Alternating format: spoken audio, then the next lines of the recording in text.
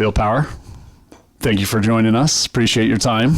Love to hear about your story, obviously understanding how you came to understand and learn about theranostics. But let's start at the beginning. Just tell us a little bit about your story and your diagnosis. And it's a pretty cool story, and you're a unicorn, I think, for sure. But I think you've had some really good experiences that I want everyone to know about. And men who are going to be diagnosed, what would you want them to know? So that's what we're going to talk about a little bit about today. Okay. So thank you for having me. Awesome.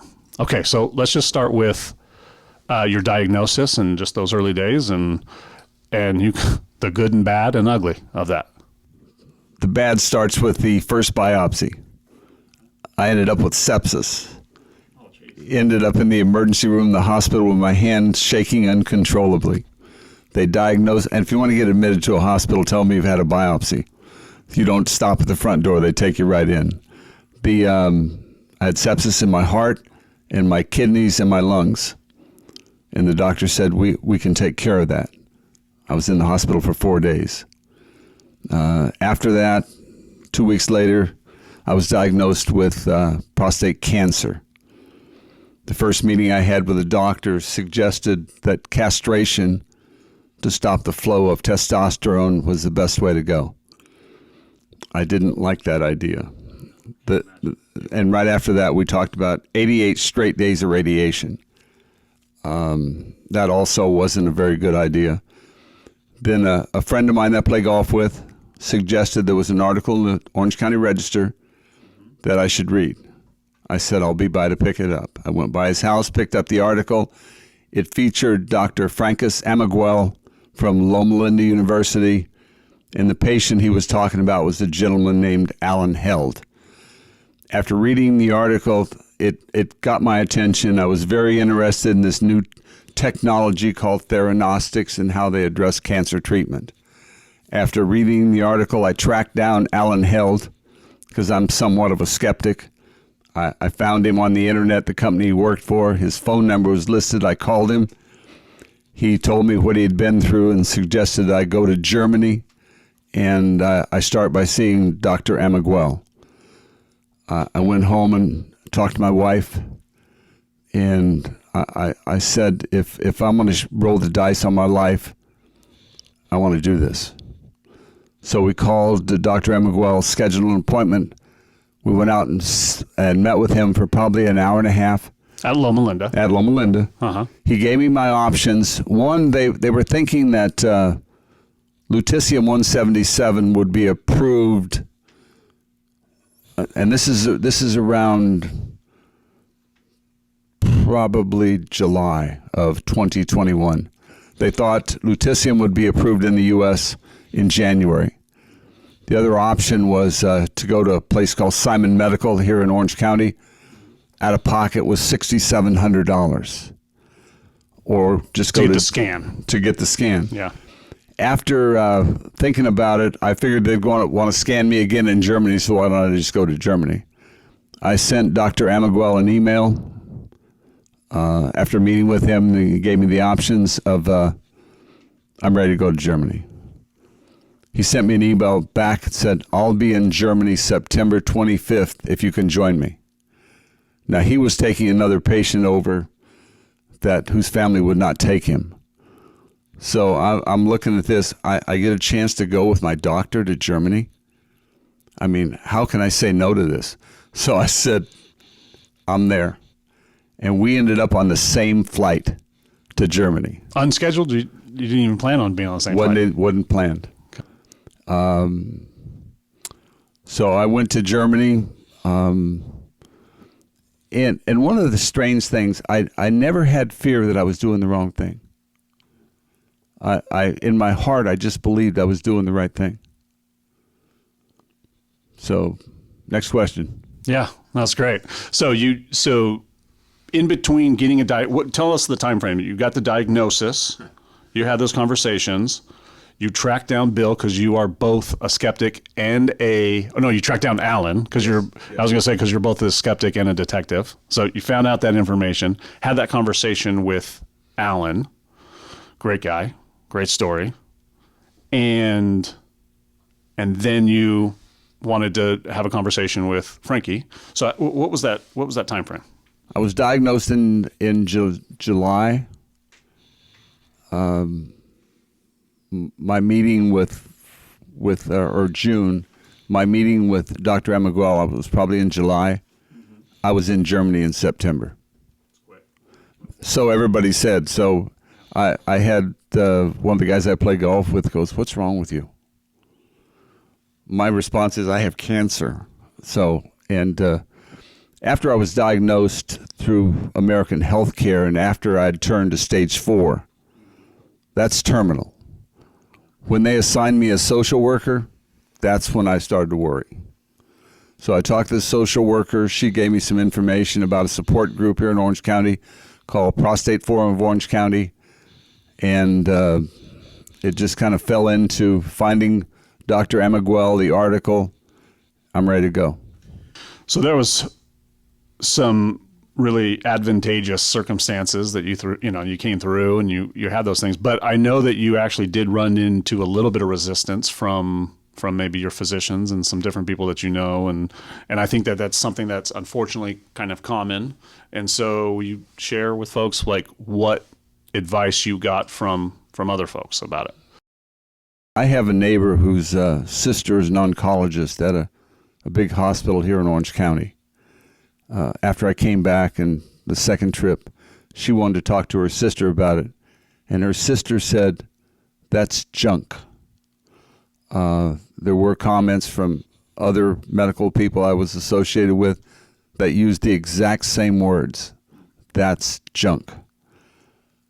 I guess I just don't hear well, because that wasn't something that I even considered what they had to say. So, yeah. Well, you had said something before as we were sitting down about the progression of science and those things. I thought it was fascinating. What did you say?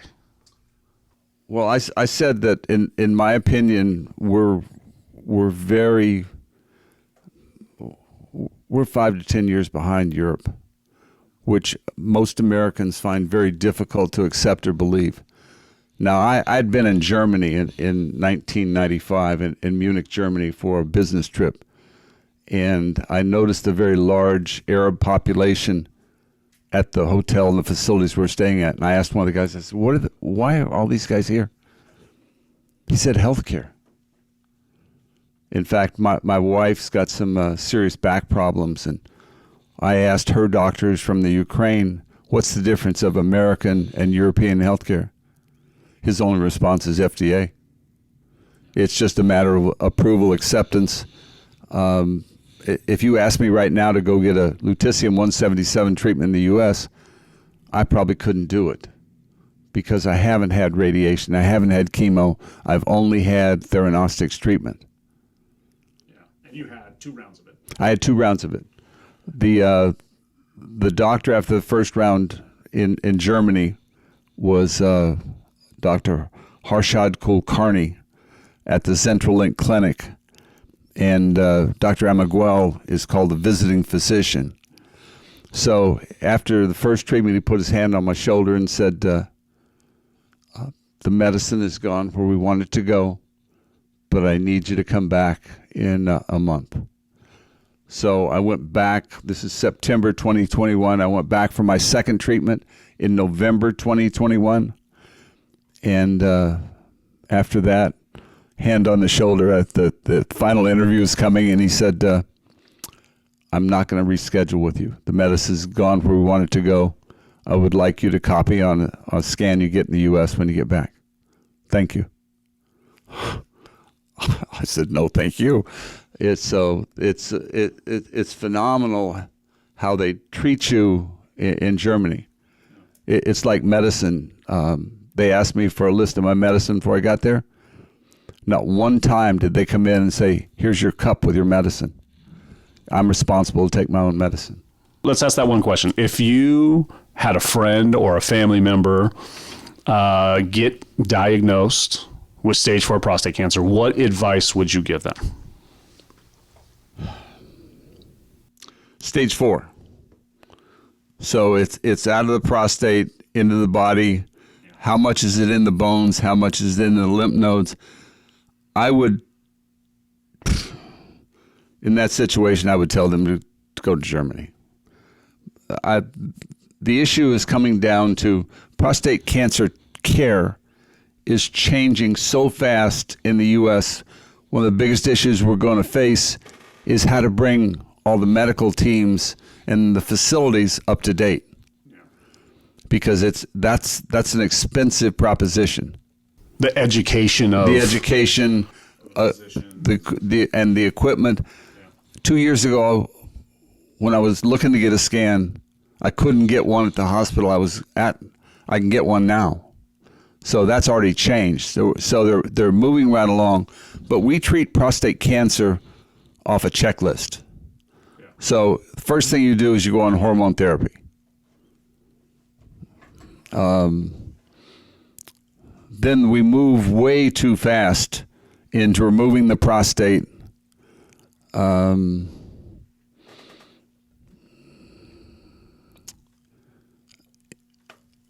I would encourage them not to do anything right now.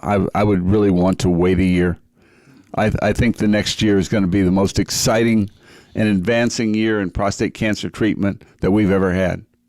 Yeah, the science and the technology is moving so quickly. It's pretty exciting. I actually met one retired oncologist who had a comment for me. He said, "I believe we're in for a crow eating party." And I just thought that was a wonderful way to say all these things that we've done. Yeah. We've got to a part where they're different now. Yeah. And it's not as anything was wrong. It's just different now. And I think that's really where the acceptance of theranostics come in. And you haven't asked me this yet, but one of the things I found most exciting when I first met Dr. Amiguel is sitting in his office. I just got this strange feeling. I said, "What else are you involved in?" And when he told me we're also involved in a form of brain cancer and a form of breast cancer, I just went, what's the future look like? Yeah, it's the beginning. Right? I have a relative who had a brain cancer tumor that had it removed and was successful, saved his life. But when we start looking at these treatments, instead of cutting into his head, maybe they didn't have to do that. Right, yeah. Yeah. Maybe we could have just had a treatment of radioactive theranostics type treatment and taken care of it that way. Yeah, the science is evolving very, very quickly, right? And then we've got, as a country, we have to get legislation in place that accepts some of that. You and I are going to be in D.C. Yes. And we are going to Capitol Hill and trying to get people to listen and understand what is possible and what's happening outside of the country, and some really positive things. Because, I mean, that's what it's going to take. It's going to take education. It's going to take legislation. It's going to understand what is possible and to change the standard of care. But it's not going to be easy. We talk about how many people have prostate cancer. That's a very small number to how many people have breast cancer and brain cancer. When we talk about those two other types of cancer, that brings the group into a number that's very scary. Unfortunately, what it does, it doesn't make it as successful a money-making proposition as we have right now. Yeah.